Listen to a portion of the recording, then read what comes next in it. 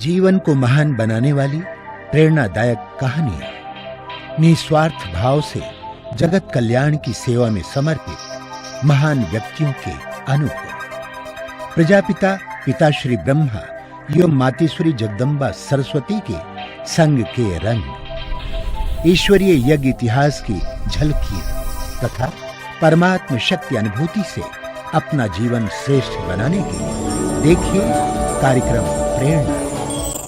दीपक देता है रोशनी फैलाने की प्रेरणा, फलदायी वृक्ष देता है देने की प्रेरणा, मधुबन देता है महकते रहने की प्रेरणा, महान व्यक्ति देते हैं जीवन जीने की प्रेरणा। आओ प्रेरणा से दें हम सभी को प्रेरणा।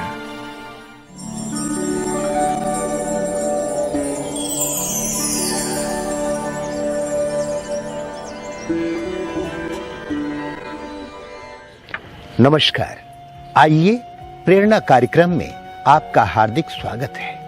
साथियों, इस कार्यक्रम में हम आपकी मुलाकात कराते हैं ऐसी प्रेरणादायी हस्तियों से जिनका संपूर्ण व्यक्तित्व निस्वार्थ सेवा करने और जीवन को दिव्य बनाने की प्रेरणा देता है। ये वो महान आत्माएं हैं जो आध्यात्म के पथ को अपनाकर ईश्वरीय प्रेम का रसपान करते हुए जन जन को ईश्वर के सानिध्य का अनुभव करा रही हैं। हमें आशा ही नहीं, पूर्ण विश्वास है कि आप भी इन दिव्य विभूतियों के अनुभवों से प्रेरणा प्राप्त कर अपना जीवन श्रेष्ठ और सफल बनाएंगे।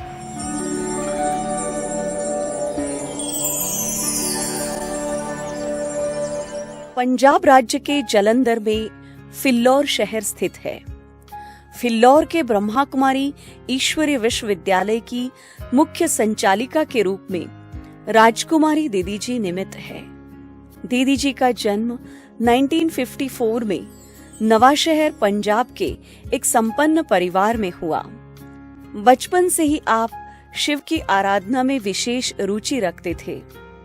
आप शांत चित्त, सहनशील, एकांत प्रिय और स्नेही मूर्त है। सत्य शिव परमात्मा की खोज में आपको 1969 में ईश्वरीय ज्ञान की प्राप्ति हुई। ब्रह्मा कुमारी बहनों के श्रेष्ठ जीवन से प्रभावित होकर इस ज्ञान मार्ग को आपने अपनाया। 1972 में मुख्यालय माउंट आबू में अव्यक्त बापदादा से ईश्वरीय मिलन मनाकर अलौकिक शक्तियों से आप भरपूर हुए। मधुबन से प्रेरणा लेकर आपने अपना जीवन समर्पित करने का संकल्प लिया। 1972 से शिमला, जलंधर, सोलन, मोंगा, होशियारपुर आदि स्थानों पर सेवाएं देते हुए 1983 से फिल्लौर में ही आप अपनी सेवाएं दे रही हैं। जन जन को ईश्वरीय संदेश देते हुए आपने अनेक कार्यक्रमों का आयोजन किया।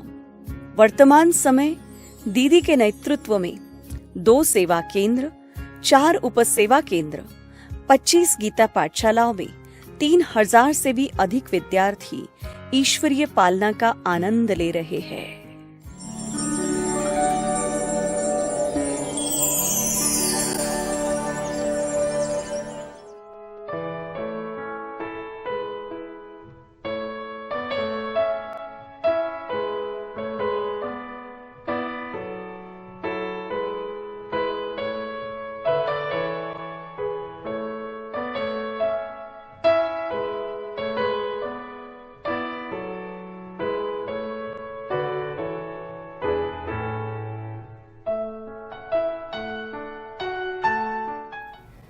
जैसे मैंने अपनी होश संभाली तो मैं क्या देखती हूँ कि ये सारा ही परिवार बहुत ही धार्मिक वृत्ति का है और उस परिवार के अंदर मेरे लौकिक माता पिता, 3 बहनें और 2 भाई थे।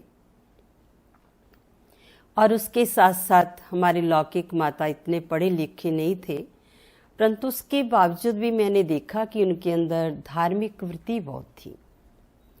यहाँ तक माता जी को हम देखते थे, वो जब भी भक्ति किए बगैर वो कभी भी खाना स्वीकार नहीं करते थे। ऐसा मैंने उनके अंदर देखा। तो जब ऐसा हमने उनके अंदर देखा तो हमारे अंदर एक प्रकार से आध्यात्मिक जागृति पैदा हुई कि जबकि ये माता इतना पढ़े लिखे भी नहीं हैं, परंतु उनकी फिर भी परमात्मा के प्रति कितनी श्रद्धा है, कितनी भावना है। तो हमारे अंदर एक प्रकार से ज्ञान का बीज कहें या परमात्मा की याद का बीज कहें, वो हमारे अंदर अंकुरित हो गया। और माता जी के साथ साथ मेरा भी मंदिर में जाने का सदा ही रहता था, छोटी एज में ही।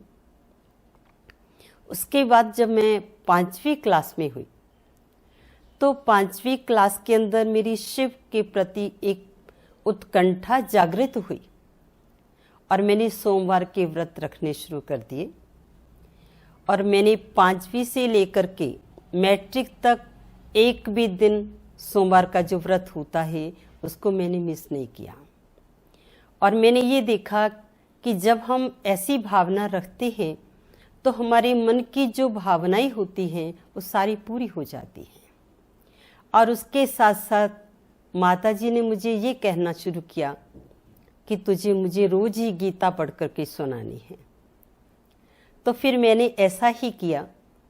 सुबह उठती, नहा धो करके पहले माता जी को गीता का पाठ सुनाती, उसके बाद अपने स्कूल की स्टडी करती थी।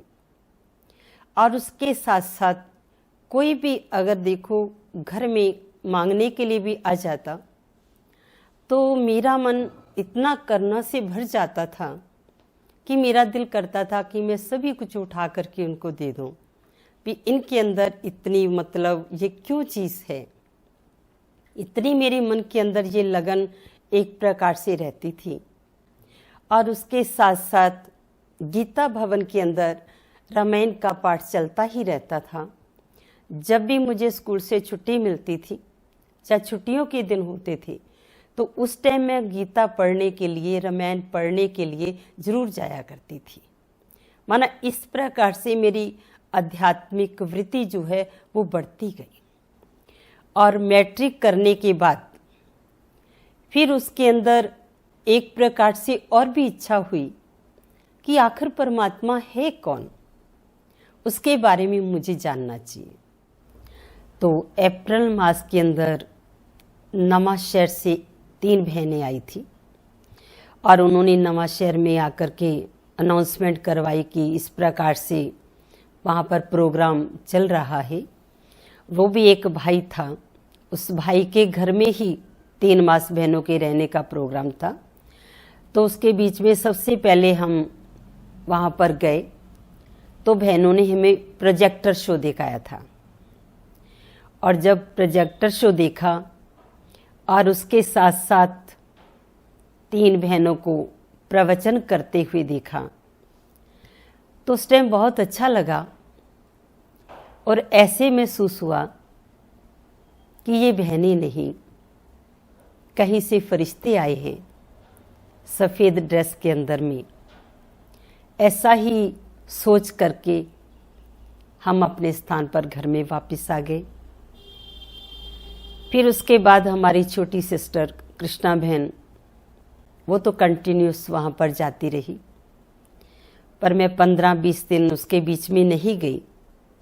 तो कृष्णा बहन ने मुझे एक ज्ञान अमृत ला करके दिया, जिसमें दादियों की बहुत अच्छे अनुभव थे। जब मैंने दादियों के वो अनुभव पढ़े और पढ़ने के बाद पढ़ते पढ़ते ही मेरी आंखों में आंसू आते रहे।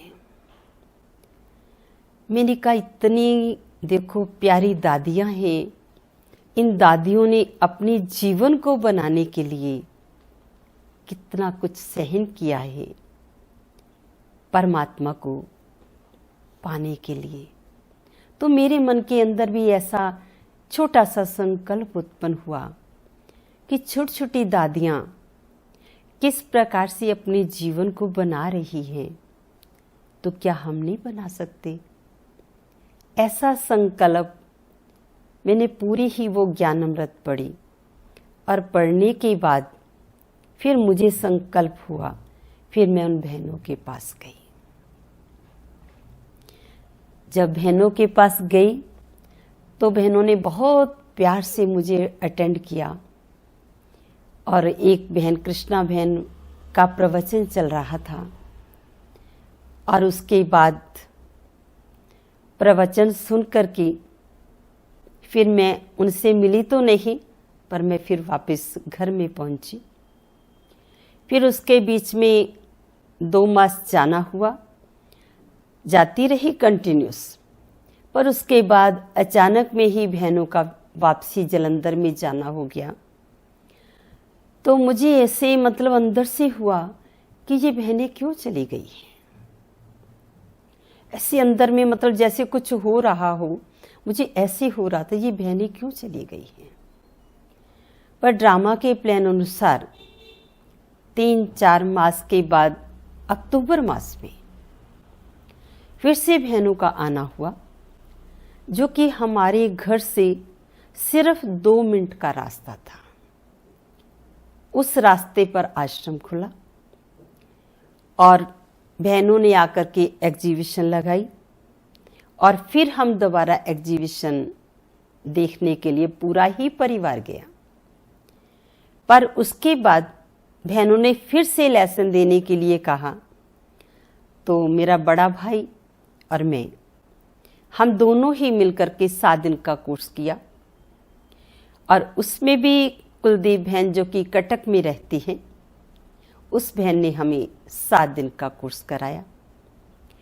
और कोर्स कराने के बाद हमने एक दिन भी ऐसा नहीं कि जो हमने आश्रम को, बाबा के घर को मिस किया हो। यहाँ तक 1 मास ही हुआ था अभी, तो 1 मास के अंदर बाहर का खाना पीना और लहसुन प्याज का परहेज, ये हमने शुरू से ही कर दिया। उन बहनों की इतनी स्नेह की पालना, इतना स्नेह से समझाना, इतनी प्यार भरी दृष्टि देना, जो कि धीरे धीरे हमारा पूरा ही परिवार, उसके बाद माताजी का आना हो गया, उसके बाद फिर पिताजी का आना हो गया, उसके बाद 2 छोटे भाई बहन थे, वो भी आने शुरू हो गए।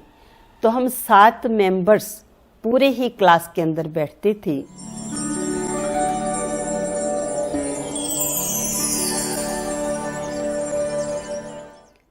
फिर हमारे को संकल्प आया बाबा के घर जाने का। तो सबसे पहले उन्होंने माताजी को भेजा कि आप जाओ माउंट आबू के अंदर, वहाँ पर बाबा से मिलो और देखो वहाँ पर कैसा है, क्या है। तो माताजी सबसे पहले चक्कर लगा करके आई 1971 में। उसके बाद उन्होंने आकर के पिताजी को सुनाया कि इतना अच्छा है कि अगर आप भी जाएंगे तो आपका मन नहीं कहेगा कि मैं वापस आऊँ, इतनी अच्छी स्थान है। फिर 1972 में हमारा मधुबन के अंदर जाना हुआ, और जिस प्रकार से हम वहाँ पर पांडव भवन में पहुँचे, पहले तो खुशी, जब हम घर से निकले तो तभी से खुशी होनी शुरू हो गई कि किस प्रकार से हम इस समय को क्रॉस करते हुए, आगे बढ़ते हुए, जैसे हम पांडव भवन में हम पहुँचते हैं, पहुँचते ही एक पॉजिटिव वाइब्रेशन आत्मा के अंदर आने शुरू हो गए। शांत वहाँ का वातावरण था, और जो थोड़े से भाई बहन थे वो बड़े प्यार से, स्नेह से निहार रहे थे, और हमारे को बहुत अच्छा रहने का स्थान भी दिया। मधुबन को देखूं अपने ही ख्वाबों में, मधुबन को देखूं अपने ही ख्वाबों में, मधुबन में प्यारे बाबा को, मधुबन में प्यारे बाबा को देखूं अपने ही ख्वाबों में, मधुबन को देखूं अपने ही ख्वाबों में। उसके बाद फिर हम नहा धो करके दादियों से मिले, तो प्रकाशमणि दादी और मनमोहनी दीदी, उनके साथ हमारी पहली मुलाकात हुई। तो इतने प्यार से उन्होंने अटेंड किया सभी को, और हम कन्याओं को तो और भी अच्छी रीति से दृष्टि देते हुए मुझे कहा कि ये बच्ची कल पहली वाली बच्ची है और बाबा के घर में पहुंच गई है। बाबा ने इसको असली स्थान पर भेजा है। मेरे साथ मेरा बड़ा भाई था, उसको बड़े प्यार से कहा कि कैसे इस बच्ची को आपने सही दिशा देनी है, बाबा तो साथ साथ में दे ही रहा है। तो इस प्रकार से दादी ने स्पेशल कहा, और उसके साथ साथ फिर बाबा से मिलने का प्रोग्राम था हिस्ट्री हॉल के अंदर। तो फिर बाबा ने आकर के मुरली चलाई। तो उस टाइम बाबा एक एक आत्मा के साथ, एक एक भाई बहनों के साथ पर्सनल मुलाकात करती थी और पर्सनल ही वरदान देते थे। तो इस प्रकार से मैं जब बाबा के सामने आई तो बाबा ने सबसे पहले मुझे दृष्टि देते हुए सबसे पहला वरदान दिया, बच्ची तुम जब दोबारा पांडव भवन के अंदर आओगी तो पंडा बन करके आओगी। मुझे अंदर ही अंदर उस टाइम बहुत खुशी हो रही थी कि किस प्रकार से भगवान अंदर को भी जानता है, हमारे अंदर का संकल्प कैसे बाबा ने अपने मुख के द्वारा साकार कर दिया। ये प्रभु मिलन का नजारा कितना सुंदर है, ये प्रभु मिलन का नजारा कितना सुंदर है। प्रभु प्यार का फैला हुआ चारों ओर समंदर है, ये प्रभु मिलन का नजारा, ये प्रभु मिलन का नजारा कितना सुंदर है। प्रभु प्यार का फैला हुआ चारों ओर समंदर है, ये प्रभु मिलन का नजारा, ये प्रभु मिलन का नजारा। तो इस प्रकार से हम एक सप्ताह वहाँ पर दादियों से मिलते रहे। चंद्रमणि दादी के साथ भी हमारा बहुत मिलना हुआ, मनोहर दादी के साथ भी मिलना हुआ। तो मतलब वहाँ पर ऐसे महसूस होता था कि जैसे कि हम अपने ही घर के अंदर पहुँच गए हुए हैं, इतनी खुशी। और उसके बाद जब 7 दिन के बाद आने को कहा कि वापस जाना है, मन नहीं कह रहा था कि मैं वापस जाऊं। आंसुओं की धारा इतनी बह रही थी जो कि बंद नहीं हो रही थी, पर फिर भी बहनों ने कहा नहीं, फिर दोबारा इसी स्थान पर बाबा के घर में ही आना है। माना इस प्रकार से वापस आना हुआ।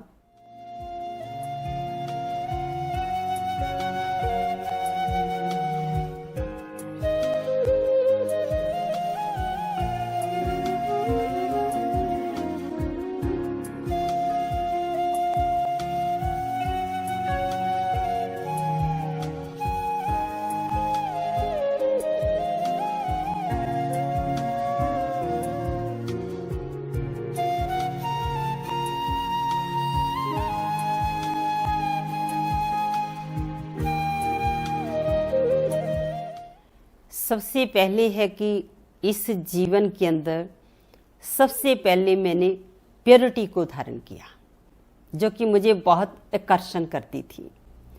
और उसके साथ साथ मैंने की कुछ ऐसी बातें जो कि हम सहन नहीं कर सकते थे, परंतु बाबा के बनने के बाद मेरे अंदर सहन शक्ति वो ज़्यादा बढ़ी। और उसके साथ साथ मेरा बातचीत करने का संस्कार इतना नहीं था, पर ज्ञान में आकर के बाबा ने मेरा ये सारा परिवर्तन कर दिया। थोड़ा थोड़ा मैं अभी सभी के साथ बात को शेयर भी करती हूँ और बातचीत भी करती हूँ। इस प्रकार से मैंने इस गुण को अपने जीवन के अंदर अपनाया है। और उसके साथ साथ योग तपस्या का ज़्यादा मेरे अंदर रहा, अभी तक भी है, भी जितना हो सके योग करना। और उसके साथ साथ कभी भी किसी के साथ व्यर्थ नहीं करना है, ना ही सुनना है, ना ही व्यर्थ करना है। हर आत्मा में पॉजिटिव लेना है, ये खासियत है। कोई आत्मा मेरे पास आती है, भले कोई कुछ भी कहे, भी 36 अवगुण है, पर मैं कहती नहीं, एक गुण भगवान ने इसके अंदर भरा है। उस गुण को देख करके हमने अपने जीवन के अंदर उस गुण को लाना है। ये खासियत है कैसे भी आत्मा हो। तो इस प्रकार से अपने आप को गुणों से भरपूर करने की कोशिश करती है। और अपनी धारणाएं तो जो जीवन में एक बार बन जाती हैं, वो एक मजबूती का काम करती है। उसके सामने चाहे कुछ भी हो जाए, लगन एक ऐसी चीज होती है, विघ्न समाप्त हो जाते हैं।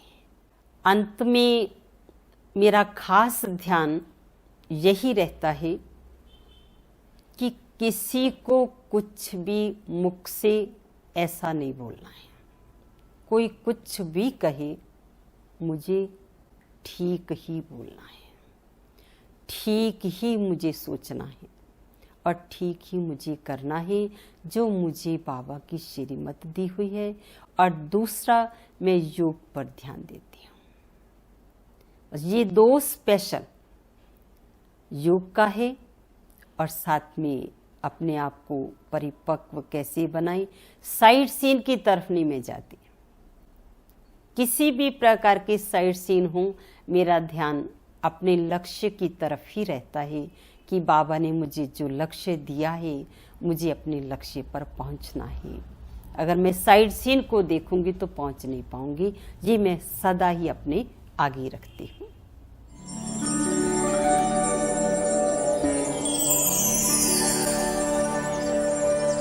और जो हमारा ये यज्ञ है, यज्ञ की जो नियम मर्यादाएं हैं, तो उस नियम मर्यादाओं का जो हमारा मूल फाउंडेशन है वो है प्योरिटी। और जो दीदी के अंदर मैंने देखा कि वह प्योरिटी दीदी जी के अंदर नंबर 1 है। और दीदी जी से मुझे यही प्रेरणा मिलती है कि हमने भी अपनी इस प्योरिटी के फाउंडेशन को मजबूत करना है। दीदी जी सहनशीलता की मूर्त हैं। दीदी जी बहुत ही सहनशीलता के सागर हैं। कोई भी ऐसी परिस्थिति जो आती है उसको हंसते हंसते सहन कर लेते हैं। कभी भी किसी बहन भाई के साथ ऐसी कोई बात आती है तो उसको बड़ी सहजता से सरल कर देते हैं।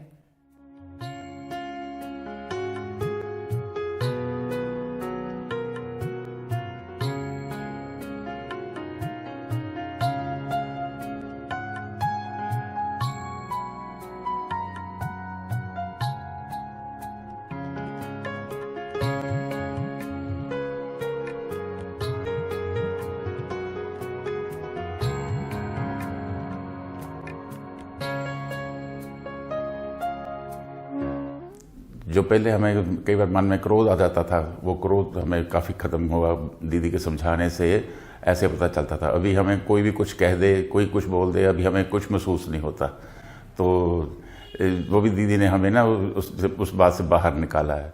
कोई भी परिस्थिति आए या कोई भी पुरुषार्थ है या सेवा है, कोई भी कार्य होता है, बहुत ही अच्छी तरह से बहनों को गाइड करते हैं, बहुत ही अच्छी तरह से उनके समस्याओं के समाधान करते हैं, सेवा के क्षेत्र में आगे बढ़ाते हैं।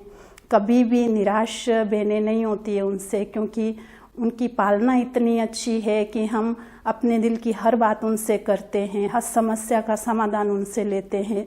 मेरा हर कार्य दीदी से मिलने के बाद अपने आप इस सलूशन में बदल जाता है। कोई समस्या, कोई परेशानी दफ्तर की हो या घर की हो, तो वो अपने आप ही जब दीदी से मिलते हैं तो हर कार्य अपने आप ही समाधान में चेंज हो जाता है।